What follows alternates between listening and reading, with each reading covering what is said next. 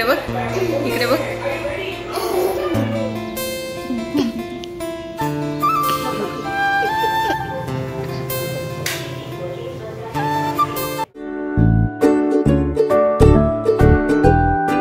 Hello, नमस्कार मंडळी. पुन्हा एकदा तुम्हा सगळ्यांचं आपल्या चॅनलवर अगदी मनापासून स्वागत करते आहे. कसे आहात? मजेत असाल, तब्येत ठणठणीत असेल अशी मी आशा करते.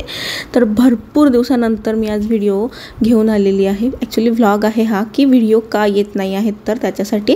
तर म्हटलं आधी योगाचाही व्हिडिओ आपण भरपूर महिने झाले शेअर केलेला नाही आहे, तर आधी योगाचं काही दाखवा. तर हे मी सायकलिंग म्हणजे एकसारखे जे आसन असतात ना, त्याच्यात योगाची साखळी बनवून घ्यायची आणि ते करायचं, म्हणजे वेळही वाचतो आणि सगळ्या प्रकारचे आसनही होतात. तर मी थोडा प्रयत्न करत असते, पण जर तुमची बॉडी फ्लेक्झिबल असेल ना तरच हे ट्राय करायचं. आणि जर तुम्ही योगातले तज्ज्ञ असाल तर अदरवाईज अजिबात ट्राय करू नका. त्याच्यानंतर निधी आणि भरतलाही सुट्टी असल्यामुळे मग म्हटलं की चला निधीबरोबरही थोडासा योगा करावा. तिला हौस आहे, कारण मम्मी तू करते तर मलाही करायचं म्हणून. आणि भरतबरोबर तुम्हाला भरपूर दिवसापासून योगा करायचा आहे, कारण ते म्हणतात की मला सगळ्या प्रकारचे आसन येतात असा त्यांचा कॉन्फिडन्स आहे. सो मी आज तो टेस्ट केला आणि नाही जमलं. सो हे थोडंसं मी कपाल योगाची थोडीशी झलक तुमच्याबरोबर शेअर करते आहे. याच्यात अजून भरपूर टाईप्स आम्ही केले, ते मी नंतर कधीतरी एक स्पेशल व्हिडिओ तुमच्यासोबत घेऊन येईल. कपाल योगाचा जो फायदा असतो तो आपला हेल्दी रिलेशनशिप आणि स्ट्रॉंग होण्यासाठी, हेल्दी आणि स्ट्रॉंग होण्यासाठी कामी येतं. त्याचबरोबर जर तुम्ही बेबी प्लॅन वगैरे करत असाल तर त्याच्यामध्येही हे योगा दिले जात असतात, म्हणून आम्ही हे केले. आणि त्यानंतर सोबतच आम्ही मेडिटेशन केलं.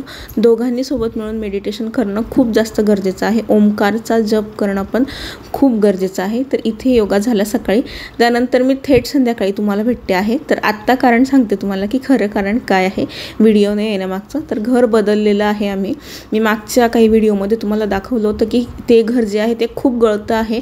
कोंडटवास, जुनाटपणा आणि पैसे देऊनही प्रॉपर जर सर्व्हिस आपल्याला मिळत नसेल तर मग तिथे उगाच वेळ आणि पैसा वाया घालवून फायदा नाही.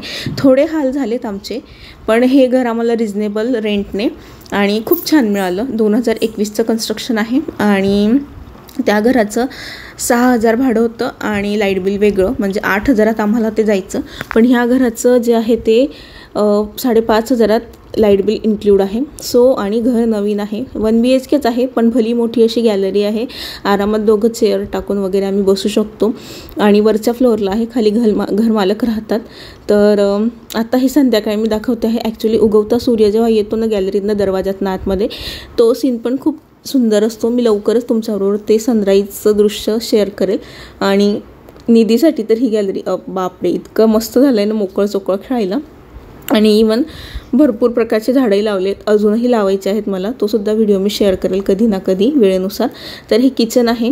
मी किचन कसा डेकोरेट केलं ब्ला ब्ला ब्ला ह्या सगळ्या गोष्टी मी पुन्हा नाही तुमच्याबरोबर शेअर करायच्या ठरवल्या, कारण ऑलरेडी 2 वेळेस किचन कसं मी सजवते ते दाखवून झालं आहे. हां, पण कसं असतं प्रत्येक किचन हे वेगवेगळं थोडंसं वेगळ्या टाईपचं असतं. किचन ओटा प्रत्येक किचनमध्येच असतो, पण कुठे कपाट असतात कुठे कपाट नसतात, त्यानुसार ॲडजस्टमेंट करावी लागतात. ह्या किचनची एक सगळ्यात जास्त गोष्ट मला आवडली की देवघरासाठी एक स्वतंत्र जागा त्यांनी किचनच्या बाजूला केलेली आहे. आणि कपाट वगैरे पण आहे आणि 2 माळा आहेत. आतापर्यंतच्या घरांमध्ये आम्हाला एकच लिंटर माळा मिळाला, त्याच्यामुळे सामान बसायचा नाही. पण यावेळेस 2 माळे असल्यामुळे सगळं सामान अगदी व्यवस्थित बसलेलं आहे. आणि मी माझे जे प्लांट्स लावलेले होते ना, मनी प्लांट्स, ते देखील सध्या किचनमध्येच ठेवलेले आहेत. हॉलमधनं एंटर केलं की समोरच किचन आहे आणि लेफ्ट साईडला बेडरूम आहे. तर बेडरूममध्ये पण एक सगळ्यात छान गोष्ट अशी की विंडोतनं गॅलरी दिसते, म्हणजे हॉलमधनं डायरेक्ट आपण गॅलरीत जातो, म्हणजे गॅलरीतनंच हॉलमध्ये येतो आणि बेडरूमच्या विंडोतनं आम्हाला गॅलरी दिसते. या बेडरूममध्ये अजून एक छान गोष्ट अशी की यांनी कपाटाची जी साईज आहे ती ऑलरेडी काढलेली होती, त्यामुळे कपाट आरामात आमचं त्याच्यात बसलं आणि बाकी असं कुठेच मेसी वाटत नाही. टॉयलेट बाथरूम सेपरेट आहेत, कंबाईन नाही आहेत. तर याच्याचमुळे मी व्हिडिओ करत नव्हती पोस्ट, कारण की शिफ्टिंग प्लस स्कूल आणि सगळी आवरावर त्याच्यामुळे नाही जमलं. पण म्हटलं की चला आता पुन्हा आपण रुटीन स्टार्ट करायला हवं. तब्येतही बरी नाही आहे. तर आज मी तुमच्याबरोबर गिलक्याची भाजी शेअर करणार आहे. तर ही जी भाजी ना ती आमच्या स्कूलमध्ये एक कलिग आहेत माझे, त्यांच्या आईच्या हाताची मी खाल्ली आणि मग मला वाटलं की आपणही ट्राय करावं. तर खूप साधी सोपी भाजी आहे. याच्यासाठी मी 1/2 किलो गिलके आणले, कारण भाजी आमच्या तिघांचीच बनवायची आहेत. आई बाबा घरी गेलेले आहेत सुट्टी असल्यामुळे. तर छान गिलके बारीक कापून घेतले. त्यानंतर एक कढई ठेवायची. कढईमध्ये तेल टाकायचं आहे. ते तेल दिसत नव्हतं म्हणून मी त्याला थोडंसं कढई क्रॉस केली आणि तेल आहे त्याच्यात असं तुम्हाला दाखवते. थोडंसं तेल तापल्यानंतर गॅस बारीक करायचा, हळद टाकायची, मीठ टाकायचं. गॅस याच्यासाठी बारीक करायचा हळद जळायला नको. मिक्स करून घ्यायचं आणि कापलेली जी गिलकी आहेत ती सगळी गिलक्याच्या फोडी या कढईमध्ये टाकून द्यायचं आहे. एक्स्ट्राचं आपल्याला तिखट वगैरे याच्यामध्ये काहीच टाकायचं नाही. तेल, हळद, मीठ या तिघांमध्येच हे शिजू द्यायचं आणि गिलक्यांमध्ये ओलावा भरपूर प्रमाणात असतो तर पाणी टाकायचीही गरज पडत नाही. बऱ्याचदा तुम्ही बघाल की गिलक्याची जी भाजी असते ती विदाऊट पाणी शिजून जाते. इवन तुम्ही त्यात मुगाची डाळ जरी टाकली तरी ती गिलक्याच्याच पाण्याने शिजते. एक्स्ट्रा पाणी आपल्याला टाकावं लागत नाही.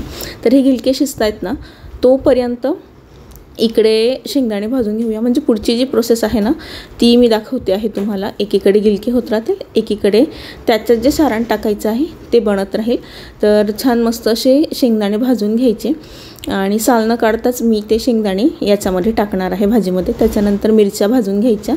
ते दोघं भाजले जातात तोपर्यंत आपले गिलकेही मस्त असे शिजतात. आणि बघा, मी आधीच सांगितलं की गिलक्यांना खूप जास्त पाणी सुटतं, तर किती सगळं पाणी गिलक्यांना या ठिकाणी सुटलेलं आहे.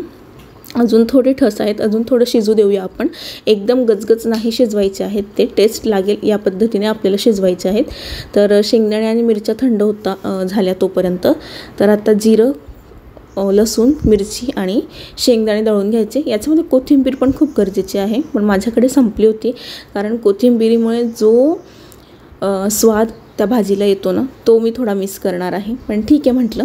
तर हे सगळं मिक्सरच्या भांड्यामध्ये मस्त असं दळून घ्यायचं. पाणी न घालता दळायचं आहे आपल्याला या ठिकाणी, पाणी घालून दळायचं नाही.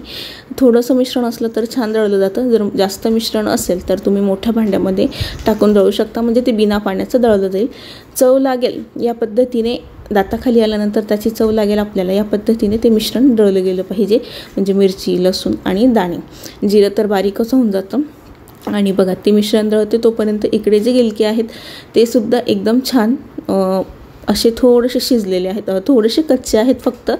तर आता याच्यामध्ये आपण जे मिश्रण बनवलेलं आहे ना ते टाकून द्यायचं आणि त्याच्यामध्ये ना थोडंसं मग आता पाणी टाकायचं. आता भरपूर जणींना हा प्रश्न पडेल की दळतानाच का पाणी टाकलं नाही, तर पाण्याची कन्सिस्टन्सी मी याच्यासाठी नंतर टाकते आहे कारण घट्टपणा खूप जास्त येऊन जातो या भाजीला, मग त्याच्यामुळे चव लागत नाही.